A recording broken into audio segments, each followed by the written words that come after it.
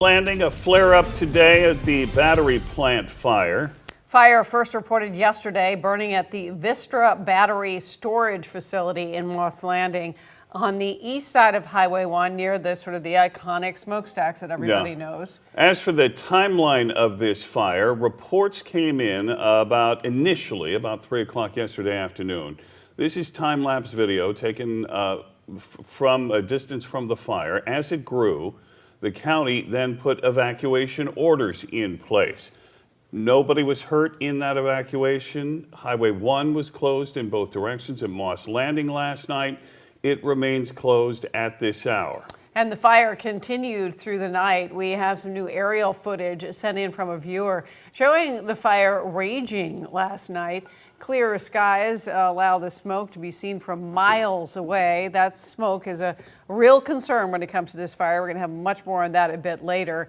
In this video, you can see it burning west of those iconic Moss Landing smokestacks. This morning, the fire was still burning, not as intensely. Helicopter footage of it taken around noon today, right before the big flare-up happened. It is burning to the east side of Highway 1, the closure of Highway 1, impacting the flow between Monterey and Watsonville. And then, as we've been saying, big flare up just after noon today. Second plume of smoke can be seen rising. The flames could be seen again. A local emergency was declared. Officials said that 75% of the building was burned before the flare up today. Cause of the fire is still being investigated. Now, evacuations, they were in effect for this fire. This is a current look at the evacuation orders in Moss Landing, covering the bulk of the Moss Landing community, Elkhorn and the like, the rural areas around the plant, the temporary evacuation center set up at the Castroville Recreation Center on Crane Street. New details now from the County of Monterey on the evacuation. The American Red Cross taking over the Castroville Rec Center. That's where the evacuees were able to stay overnight.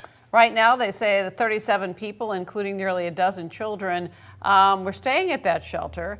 They also have several dogs and a cat. They have room for more.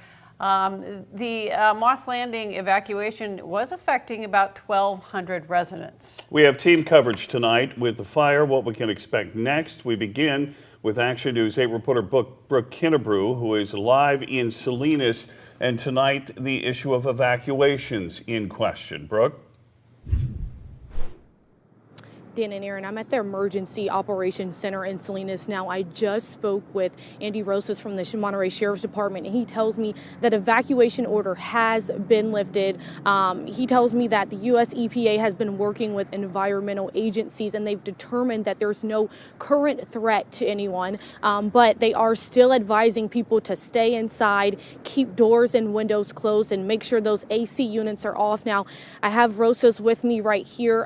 If you want to tell me, I'm sure people are concerned, wanting to make sure, how do we know that the air quality is safe? So tell me again, I know the U.S. EPA has been doing a lot of work, but, if you know anything, what did they find and what made the county say, okay, yes, we feel confident in lifting these orders? Well, this is a cooperative effort. The U.S. EPA has been working with other agencies to test air in the area. So it's not just one agency, it's multiple entities that are doing this testing. And the data that has returned shows that there is no threat to human life.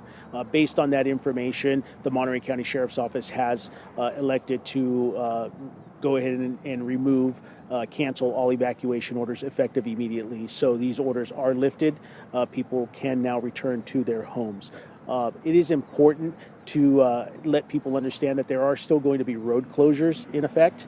There's going to be hard closures and soft closures. The difference being that soft closures are designed to kind of keep traffic out of areas where they may get themselves caught up in a bottleneck somewhere, versus hard closures where we will not be letting people by those closures. And some of those are still around the immediate area of the Vistra plant. So these decisions have been made based on a cooperative effort of multiple agencies that have said no threat to human life at this time.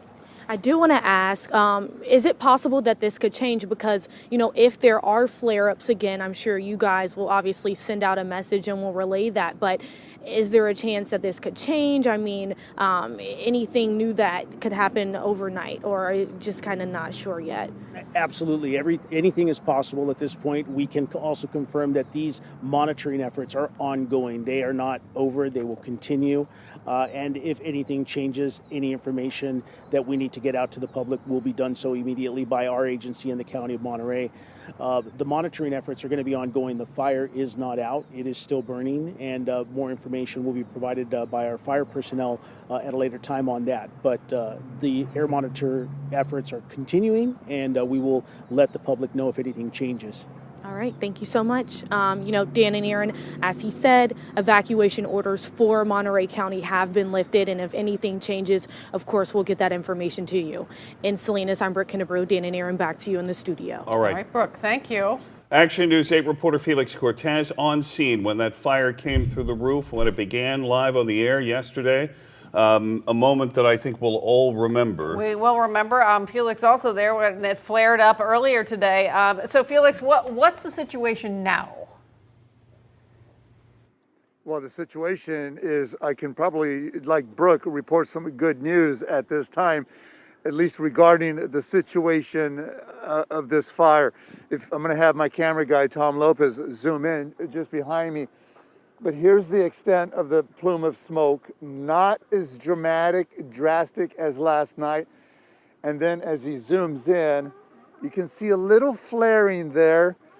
I'm sure there's some burning going on there. Not, of course, as dramatic as yesterday when we saw these flames really ripping through that roof. And today the damage, as we've seen over and over, from the air and the ground, is extensive. That whole roof is gone. This steel and concrete structure is gutted. All those batteries in there burned and continue to burn at this time, but not at the extent that we saw last night, and clearly not at the extent that we saw this afternoon, about an hour shortly after a news conference was held, saying this fire was all but out, and then again it flared up, and what I was seeing this afternoon was much worse than I was seeing last night. Now I'm hoping we have this soundbite from Glenn Church, who was talking about this fire and just describing this fire as a worst case scenario. Here's what Glenn Church said earlier today. It would not be a good faith gesture to turn it on without having those answers, and that is what our request is at this point, and we hope Vistra will accommodate with that, because we do need to know the answer. It's a safe thing to do. It's a proper thing to do.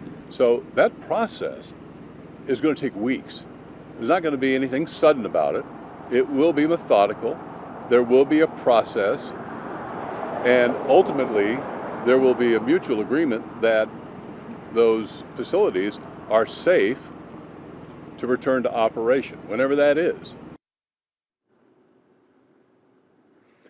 Okay, let me put that in context, because those sound bites were switched over. I wanted to go to something else, but you heard Glenn Church and the spokesperson for Vistra addressing an issue that Supervisor Glenn Church brought up later in the afternoon. After that first press conference, they held another press conference after this fire flared up again.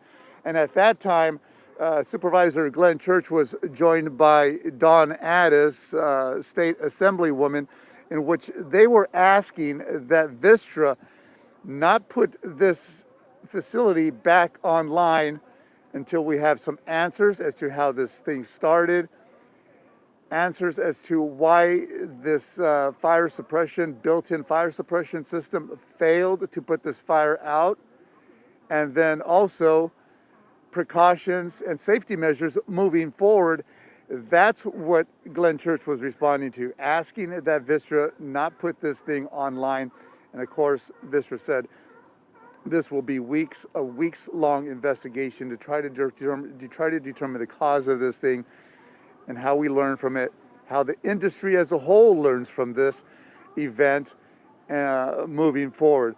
I'm going to ask my producer if we have the soundbite that I was hoping to toss to earlier regarding Glenn Church describing this. Okay, I'm told we don't have it, but I'm going to kind of paraphrase him here, but Glenn Church was calling this the 3-mile incident for this battery storage industry. And that is saying a lot, because this is the worst case scenario. What we saw here starting yesterday afternoon around 3:15, it died down around 5, again picked up around 5:15, turned into a huge fireball by 6 o'clock, and then died down overnight, and then again flared up this afternoon around 12. But the good news is that this thing just appears to be smoldering at this time, and there's a small glow over there, and obviously that's a good sign, because it's not the big flare up, the flames that we saw shooting into the sky